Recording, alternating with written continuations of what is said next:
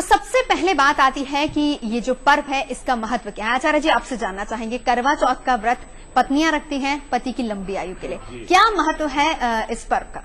नवजोत असल में ये ऐसे मास में आ रहा है, कार्तिक का महीना है जबकि त्योहारों की शुरुआत एक तो हो रही है और बहुत प्रतीक्षा करती थी। शिव ने मतलब आशीर्वाद दिया था पार्वती को कि इस दिन का व्रत करने से पति स्वस्थ प्रसन्न और मिलके रहते हैं, उनके साथ मतलब ऐसा होता है पति पत्नी में बहुत प्रेम रहता है।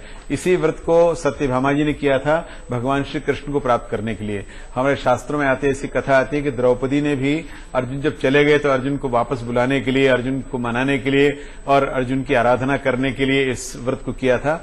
ऐसे ही एक उषा नाम की एक थी अनिरुद्ध की पत्नी, उन्होंने किया था। अर्थात सब पत्नियों ने, सब महिलाओं ने, सब बहनों ने अपने पति के सौभाग्य के लिए इस व्रत को किया है और व्रत को करके कामना की कि हमारे घर में सुख सौभाग्य समृद्धि रहे और पति पत्नी में बहुत एकता रहे, प्रेम प्यार सदा बढ़ता रहे, मतलब यथावत न रहे उसमें कहते हैं बढ़ता रहे।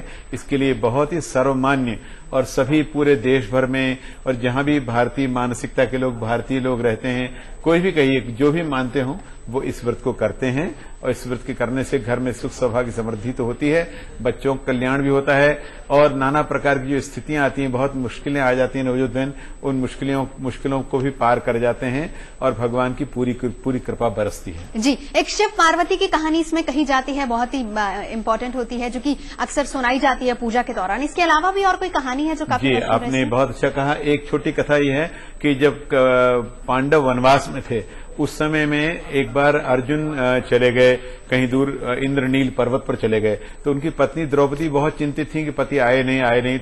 तो द्रौपदी ने अपने भाई कृष्ण को पूछा क्या करें, कैसे करें कि पति वापस आ जाएं, उनके समाचार मिल जाएं और वो ठीक से रहें। तो भगवान श्री कृष्ण ने द्रौपदी से, अपनी बहन से कहा कि तुम करवा चौथ का व्रत करो, पति की मंगल कामना करो। ऐसा करने से अर्जुन लौट के आ गए। चलिए, बहुत अच्छी कहानी आपने सुनाई। लेकिन अक्सर जो अब करवा चौथ का व्रत है पत्नियां पतियों के लिए रख रही हैं, तो जाहिर सी बात है कि दोनों का मिलन बहुत जरूरी है, लेकिन अक्सर हमने देखा है कि मनमुटाव हो जाता है मियां बीवी के बीच और आज के दिन तो खासकर ऐसा नहीं होना चाहिए।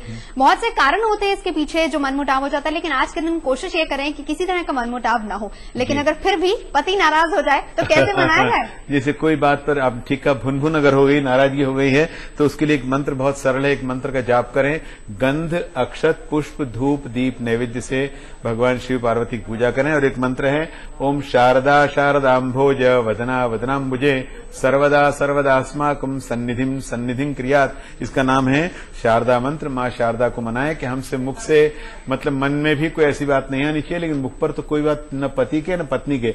ऐसा नहीं कि पति को ही मनाना है, पत्नी को मनाने के लिए रूठ गई पत्नी है, उसके लिए पति भी जाप कर सकते हैं। तो पति पत्नी में रूठे हुए अगर कोई भी हो तो मन जाएंगे। यानी रूठे रूठे पिया मनाऊं कैसे, बहुत सरल सा उपाय है, मंत्र का जाप कीजिए तो मना सकते हैं। इसी तरह अगर बीवी रूठ जाए तो उसे मनाने का भी यही मंत्र आचार्य जी बता रहे हैं। एक बार फिर से आप मंत्र का उच्चारण जी, मैं मंत्र निवेदन करता हूँ। नवजोत मंत्र है शारदा शारदाम्भोज वदना वदनाम्बुजे सर्वदा सर्वदास्माकं सन्निधिम सन्निधिम क्रियात। कि हे भगवान, हमारे एक दूसरे का मन एक दूसरे से लगा रहे, छोटी छोटी बात पर हम भुन ना करें। जी, आचार्य जी ये जानना चाहेंगे कि ये जो व्रत होता है, ये जो मंत्र आपने बताया, ये कोई समय है विशेष जिस समय इस मंत्र का उच्चारण करना है या दिन में कभी भी कर सकते हैं? आपने बहुत अच्छा पूछा। ऐसे तो कभी करें, बहुत अच्छी बात, लेकिन संध्या समय बहुत अच्छा माना गया है। संध्या का समय मानते हैं 5 से 7 बजे के बीच में। अगर 5 से 7 बजे के मध्य में इसका उच्चारण करेंगे तो उस दिन नहीं और आगे भी कभी पति पत्नी एक दूसरे रूठेंगे नहीं। जी, और पूजा का कोई विशेष समय होता है इस दौरान और कैसे करनी चाहिए पूजा? जी, आपने बहुत अच्छा कहा। पूजा का समय तो प्रातः काल खूब घर को सजा लें, खूब बंधनवार से, केलों के खंभों से और रंगोली से, अल्पना से खुद भी सच संवर के, महिलाएं बहनें हमारी सच के संवर के, पति भी अच्छे अच्छे वस्त्र पहने, कपड़े पहने, दुपट्टा उत्तरी अवश्य डालें। और इसका पूजा का समय संध्या 5 से 7 बजे तक के बीच में। अगर या कोई काम करना हो तो 12 बजे के बाद कभी भी पूजा कर सकते हैं। भगवान शिव की, पार्वती की, गणेश की, अपने आराध्य जिसको मानते हो लक्ष्मी जी की पूजा करें। आज से लक्ष्मी पूजा प्रारंभ होती है, घर में लक्ष्मी भी आना आज से प्रारंभ कर देती है। तो दीपावली का असल में उत्सव जो होता है आज से प्रारंभ भी हो जाता है। और पूजा पूरे परिवार को मिल बैठकर करनी चाहिए? जी, ऐसे पति पत्नी दोनों मिल बैठ के करें। और महिलाएं जो होती हैं एक घेरा बना लेती हैं, गोल बना लेती हैं, या 2 मिलकर करती हैं, 2 ननद हैं, भाभी हैं, या 2 महिलाएं सौभाग्यवती बहनें हैं। और आपको एक बात विशेष बताऊं, जिनका विवाह नहीं हुआ है जिनकी शादी होने वाली है वो कन्याएं भी इसको कर सकती हैं कि उनका पति ठीक से रहे, अच्छे रहें और उनमें प्रेम बना रहे, उनका सुख सौभाग्य समृद्धि सदा रहे।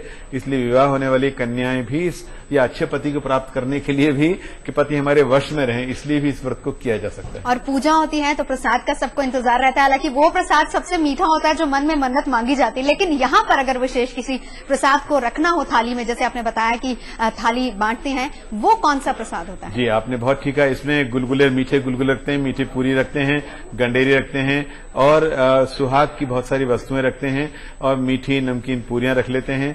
सिंघाड़े रखने का विधान है और अच्छी मिठाई जो पति को पसंद हो मिठाई वो या पत्नी को पसंद हो वो सुंदर मिठाई, मिश्री, माखन रख लेते हैं और ऐसे थाली सजा के फिर उसको घुमाते भी हैं। जी।